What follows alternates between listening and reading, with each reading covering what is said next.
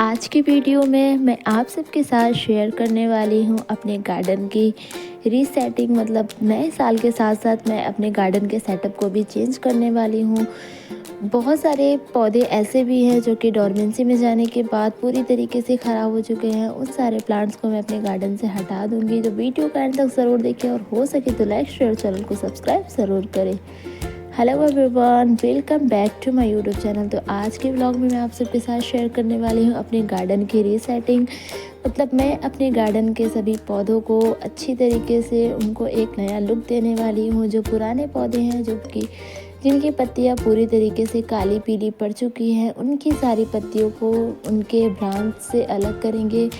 कुछ पौधों की हार्ड प्रूनिंग भी करेंगे क्योंकि उन पौधों की ग्रोथ पूरी तरीके से रुक चुकी है, डोरमेंसी में जा चुके हैं। इसकी वजह से जो पौधे काले पीले पड़ रहे हैं, मतलब जिनकी पत्तियां काली पीली पड़ रही हैं, उन सारे पौधों को हम इस तरीके से कैंची की मदद से या फिर प्रूनर की मदद से कट कर देंगे। तो इन सारे स्टेम्स को कट करना बहुत ज़्यादा ज़रूरी है क्योंकि इनकी वजह से, मतलब एक दो स्टेम्स की वजह से हमारा सारा प्लांट जो है उनका लुक बहुत ज़्यादा गंदा दिख रहा है। प्लस अगर हम इन सारे काले पीले पत्तियों को हटाएंगे नहीं तो हमारे पौधे में जो है फंगस लगने के चांसेस बहुत ज़्यादा हो जाते हैं। तो रिस्क नहीं लेना चाहिए ऐसे। अगर आपके पौधे में काली पीली पत्तियां पड़ रही हैं तो उनके सारे स्टेम्स को कट करके निकाल दें। जैसे ही इसका सीज़न आएगा इसमें नई नई ग्रोथ शुरू हो जाएगी। ये जो मैं कट कर रही हूँ, मतलब जिस पौधे को मैं कट कर रही हूँ, ये मधुमालती का बेल है। बारिश में इसको मैं लेके आई थी, मतलब बारिश में इसको मैंने अपने गार्डन में ऐड किया था। नर्सरी से लेके आई थी 70 रुपये में। और जब मैं इस प्लांट को लेकर आई थी इसमें बहुत अच्छी फ्लावरिंग हो रही थी और गार्डन में ऐड करने के 1-2 महीने तक बाद तक भी इसमें बहुत अच्छी फ्लावरिंग हुई, ग्रोथ भी बहुत अच्छी हुई। नई नई ग्रोथ इसमें शुरू हो चुकी थी, लेकिन तभी ये पौधा चला गया पूरी तरीके से डोरमेंसी में। तो इन सारे काली पत्तियों को हम हटा देंगे। देखिए, मधुमालती का पेड़ जो होता है उसको कटिंग से भी हम बारिश में ग्रो कर सकते हैं या फिर इसको नर्सरी से भी लाकर हम इसको ग्रो कर सकते हैं। तो देखिए, जितनी भी काली पीली पत्तियां हैं सबसे पहले इनको यहाँ से हटा लेते हैं और इन सारी पत्तियों को हम फेंकेंगे नहीं, बल्कि ये हमारे गार्डन में काम आएगा। जितने भी यहाँ पर भी पौधे की कंडीशन जो है वो सही नहीं है, उन सारे पत्तियों को हम उनके ब्रांच से अलग कर देंगे क्योंकि ये पत्तियाँ हमारे पौधों की लुक को ख़राब करती हैं और बहुत ज़्यादा बेकार सी लगती हैं। तो देखिए, गुलाब के पौधे की भी 1-2 पत्तियाँ जो है वो पीली पड़ रही हैं, उन सारे पत्तों को भी हम अपने ब्रांच से अलग कर देंगे। यहाँ पे विंका के भी 1-2 पत्ते जो थे वो पीले पड़ रहे हैं, तो इन सारे पत्तों को भी निकाल देंगे। इससे होता ये है कि हमारे पौधे में एक नई ग्रोथ शुरू हो जाती है। पौधा जो लगता है एकदम डल सा लगता है, एकदम बीमार लगता है, उन सारे पौधे में नई नई ग्रोथ शुरू होने लगती है। तो इन सारी बातों का हमें ध्यान रखना चाहिए। जब हम गार्डनिंग कर ही रहे हैं तो अच्छी तरीके से करें, थोड़ी सी केयर के साथ करें। इन पत्तियों को अगर हम हटाएंगे नहीं तो कुछ दिन बाद ये खुद ब खुद गिर जाएंगे, लेकिन इसके साथ साथ ये अपनी ऊपर या फिर नीचे की पत्तियों को भी इफेक्टेड करेंगी। मतलब उनसे, इनके ज़रिए वो वाली पत्तियां भी सारी पीली पड़ना शुरू हो जाएंगी। तो जितनी भी काली पीली पत्तियां रहती हैं उनको निकाल देना चाहिए। मैं यहाँ पर मनी प्लांट की पत्तियों को निकाल रही थी, तभी एक मनी प्लांट का पौधा मेरे हाथ में आ गया। मतलब छोटा सा प्लांट था, वो उखड़कर सीधा मेरे हाथ में आ गया। तो इसकी जो पीली पत्ती है इसको निकाल देते हैं और इसको किसी भी गमले में जो है लगा देते हैं। जैसे कि ये वाला गमला मेरा थोड़ा सा जगह खाली था तो इसको मैंने इसी में लगा दिया इस तरीके से। अभी इसकी ग्रोथ नहीं होगी, इसको लगाने का कोई फ़ायदा नहीं है, लेकिन जब ये कट होके निकल ही गया था तो क्या ही कर सकते हैं। अब जितनी भी अनहेल्दी पत्तियां थी, बेकार सी पत्तियां थी, उन सबको हमने अपने ब्रांच से, पौधे से अलग कर दिया है। अब बारी आती है पौधे की रीसेटिंग की। सबसे पहले यहाँ पर देखिए, जितनी भी पत्तियां निकली हुई हैं इन सारे पत्तियों को एक साइड कर लेते हैं। उसके बाद हम अपने सभी प्लांटर्स और प्लांट्स को निकालना शुरू करेंगे कि कौन सी सेटिंग हमें कैसी करनी है, कौन सी सेटिंग कैसे नहीं करनी है। तो सबसे पहले देखिए, डिफरेंट बेकिया को मैंने यहाँ से हटाया। उसके बाद गेंदे के पौधे को भी यहाँ से हटा लूँगी। एक एक करके यहाँ से जितने भी प्लांट है, प्लांटर्स रखे हैं, वहाँ से हम इन सारे प्लांट्स और प्लांटर को हटा देंगे। उसके बाद देखिए, ये चांदनी का पौधा है जो कि पूरी तरीके से बेकार हो चुका है। इस पौधे को मैं अलग रख दूँगी। उससे पहले यहाँ से गुड़हल के पौधे को हटा लेती हूँ। और ये जो गुलाब है बहुत अच्छी तरीके से इसकी ग्रोथ हो रही है। बिल्कुल फ्री में लेके आई थी मैं इसको, और देखिए कितनी अच्छी ग्रोथ हो रही है। फ्लावरिंग भी बहुत अच्छी खासी इसमें हो रही है। कंटेनर्स के हिसाब से ये पौधा इसके लिए बहुत ज़्यादा सूटेबल है, मतलब इसके लिए एकदम परफेक्ट है ये। तो इसको हम सारे गमलों को यहाँ से सबसे पहले हटाएंगे। अब देखिए यहाँ पर गुलाब रखने के बाद ये जो हमारा चांदनी का पौधा है इसको मैं इधर से निकाल लूँगी।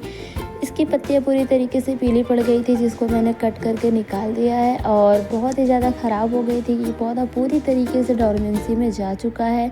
तो इस पौधे को हम अपने बैक साइड में रखेंगे और वहाँ से गुलदाउदी के पौधे को लेकर आएंगे। तो चलिए इस पौधे को रख देते हैं बैक साइड पे। यहाँ पर मैंने दोनों गुलदाउदी के प्लांट्स को रख दिया था, क्योंकि इनको आगे धूप नहीं मिलती थी, और धूप की वजह से मैंने इनको यहाँ पे रखा था। इनमें कलियाँ भी बन चुकी हैं, छोटे छोटे से फ्लावर्स भी आ चुके हैं थोड़े थोड़े से। और अब तो धूप मिलेगी नहीं, क्योंकि अब पूरी तरीके से मौसम का हाल बेहाल हो चुका है। एकदम कोहरे से भरा रहता है मौसम, धूप की कोई गुंजाइश नहीं है। तो इसको वापस से हम इसकी जगह पे रख सकते हैं, क्योंकि धूप तो अब इनको मिलने से रही है, तो क्यों ना इनको इनकी जगह पे हम रख देते हैं। ये जो दोनों प्लांट्स हैं इनको हम लेकर आ चुके हैं, और देखिए इसके जो फ्लावर्स इसमें छोटे छोटे से वाइट कलर के फ्लावर्स आए हैं। छोटी छोटी सी है, लेकिन फ्लावर्स तो आ ही गए हैं, इस बात की खुशी ज़्यादा है। अब देखिए हम यहाँ पर अपने प्लांटर्स को अरेंज करना शुरू करेंगे। यहाँ पे जो मधुमालती का पौधा रहता है इसको हम किनारे के साइड में रख देते हैं कुछ इस तरीके से। ये पौधा भी मैं नर्सरी से लेके आई थी, 70 रुपये में ये भी मुझे मिला था। बारिश के मौसम में ये भी लेके आई थी, और इसकी ग्रोथ काफ़ी अच्छी हो रही है। तो इसमें कोई भी मतलब किसी भी प्रकार की कोई भी बीमारी नहीं पड़ी है जब से मैं इसको लेके आई हूँ। इसकी कोई भी पत्ती पीली भी नहीं पड़ी है। तो देखिए अब नए अरेंजमेंट को करना शुरू करते हैं, और गुलदाउदी को रखने के मधु कामिनी को रखने के बाद मैं यहाँ पर गुड़हल के पौधे को अरेंज कर रही थी, और इनको चलिए अच्छी तरीके से अरेंज करते हैं। तो देखिए फाइनली इतना सारा जो है हमारा अरेंजमेंट हो चुका है पौधों का, मतलब हमने इतने सारे पौधे को इस तरीके से अरेंज कर दिया है। अब यहाँ पर कौन सा पौधा हम रख सकते हैं, कौन सा पौधा नहीं, वो देखने की बारी आती है। तो यहाँ पर मैं सोच रही हूँ कि यहाँ पर मैं गुलदाउदी के पौधे को रख दूँ, वो यहाँ पे रखा हुआ प्यारा लगेगा और एक अलग सा लुक क्रिएट करेगा। तो गुलदाउदी के पौधे को जल्दी से लेकर आते हैं, और इन दोनों गुलदाउदी के पॉट को भी रखने का टाइम आ चुका है। तो इसको उठा के मैं इस जगह पे अरेंज कर देती हूँ। यहाँ पे रखने के बाद मैं उस पौधे को भी अरेंज करती हूँ यहाँ पर। इन प्लांटर्स को रखने के बाद हमने अच्छी तरीके से साफ़ सफाई करके इस वाले प्लांटर्स को भी अच्छी तरीके से अरेंज कर दिया है। और इसको अरेंज करने के बाद जब मैं इस प्लांट को हटाती हूँ तो ये पूरा मतलब गिर जाता है। कोई बात नहीं, प्लांट तो ख़राब नहीं हुआ, लेकिन इसी बहाने हमारे जो कचरे हैं वो भी अच्छी तरीके से साफ़ हो जाएंगे। इसमें थोड़ी सी मिट्टी रहती है, तो मैं इस मिट्टी को इस कंटेनर में ही डाल देती हूँ। अब यहाँ के जो है करते हैं अच्छी तरीके से सेटिंग। और फाइनली ये वाला कॉर्नर भी हमने अच्छी तरीके से सेट कर दिया विथ मैरीगोल्ड, मतलब मैरीगोल्ड के पौधे के साथ, और गुलदाउदी से हमने ये कॉर्नर भी अच्छी तरीके से फिल कर दिया। एक नई सेटअप हो गई। अब बारी आती है इस जगह की सेटिंग को चेंज करने की। तो यहाँ से विंगा के प्लांट को मैं हटा के दूसरी जगह पे रखूँगी, और सबसे पहले इसको नीचे उतार लेते हैं। और यहाँ पर जो ये ड्रेसिना का प्लांट और सॉन्ग ऑफ इंडिया का प्लांट है, इसको हम इस वाले कॉर्नर पे रखेंगे, क्योंकि ये भी मेरे ख्याल से डोरमेंट में जा चुका है। तो इस सारे पौधों को हम इस जगह पे रखेंगे, और यहाँ से लालसा के पौधे को उठाकर इस जगह पे रखेंगे। यहाँ पे रखा हुआ ये काफ़ी ज़्यादा प्यारा लग रहा था। इसकी जो एक्स्ट्रा स्टेम्स निकली हैं उनको भी हम बाद में सेट कर देंगे। यहाँ पर मैं रख रही हूँ ये छोटे छोटे से विंकास, रेड कलर के, मतलब रेड कलर के इसमें फ्लावर्स आते हैं। इस विंका में बीजों के माध्यम से ग्रो हुआ था, और ये भी डोरमेंट में जा चुका है। इसकी वजह से इसकी ग्रोथ भी पूरी तरीके से रुक चुकी है। तो अब देखिए इस लालसा के पौधे को हम रखेंगे इस कॉर्नर पर। इस कॉर्नर पर रखने के बाद इसकी सारी स्टेम्स को मैं बैल्कनी में मतलब इसी तरीके से अटका देती हूँ इन सबको। इन सारी सेटिंग्स को करने के बाद अब ये पौधा बचा था, ये है हमारा सिंगोनियम का प्लांट। इसके लिए बिल्कुल भी जगह नहीं बचा था, लेकिन प्लांट्स को थोड़ा इधर उधर घिसका के हमने इसके लिए भी जगह बना ही लिया फाइनली। तो देखिए जगह बिल्कुल भी नहीं थी, सारे प्लांट्स एकदम एक दूसरे के बीच में फंसे हुए थे। तो इनको भी मैंने कुछ इस तरीके से अरेंज कर ही दिया। गार्डन को एक नया लुक देने के बाद इतना ढेर सारा हमारा गार्डन फैल जाता है। इतनी ढेर सारी देखिए पीली पीली सी पत्तियाँ निकली हैं। इन पत्तियों को हमें फेंकना नहीं है, इन पत्तियों को मैं यूज़ में बड़े-बड़े कंटेनर्स में करती हूँ। पहले इसको एक कंपोस्ट बिन में रख देती हूँ, उसके बाद बड़े-बड़े गमलों के नीचे इसको रखती हूँ। गमलों के अंदर डालने से ये कुछ दिनों में कंपोस्ट हो जाता है और हमारे गमले की मिट्टी भी थोड़ी-सी कम लगती है। तो देखिए फाइनली इन सारे अरेंजमेंट को करने के बाद हमने गार्डन वेस्ट के डब्बे को भी उधर रख दिया। अच्छे तरीके से अपने गार्डन को वॉश कर लिया, पानी से धुल लिया अच्छी तरीके से, और ये हमारे गार्डन की नई सेटअप्स तैयार हो चुकी है। डिफरेंशिया के प्लांट को भी मैं सोच रही हूँ कि कुछ दिनों बाद इसको भी रिपोर्ट करूँगी, क्योंकि इसमें 2 पौधे लगे हुए थे और इन दोनों की ग्रोथ काफ़ी अच्छी खासी हो रही है, लेकिन मुझे लगता है कि अब इसकी ग्रोथ रुक चुकी है। और ये देखिए हमारे गार्डन का सुंदर सा नज़ारा। गुलदाउदी के प्लांट में देर से ही सही, लेकिन इसमें फरवरी मार्च तक फ्लावर तो आते ही हैं। अगर इस टाइम पे अगर आपके गुलदाउदी के पौधे में फ्लावर्स नहीं आए हैं तो टेंशन लेने की कोई बात नहीं है। लिक्विड फर्टिलाइज़र इसमें बनाकर डालते रहिए और अपने पौधे को खाद खिलाते रहिए, तब जाके आपके पौधे में अच्छी खासी फ्लावरिंग होना भी शुरू हो जाएगी और बहुत ही जल्द आपको गुलदाउदी के पौधे में फूल नज़र आने लगेंगे।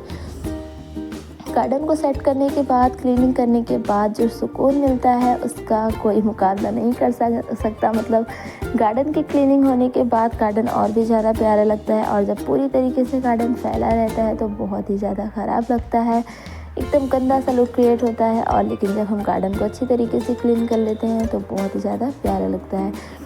ये देखिए कॉस्मॉस का फ्लावर है जिसके बीज पूरी तरीके से मैच्योर हो चुके हैं, तो इन बीजों को हम हार्वेस्ट कर लेंगे और किसी भी गमले में डाल देंगे।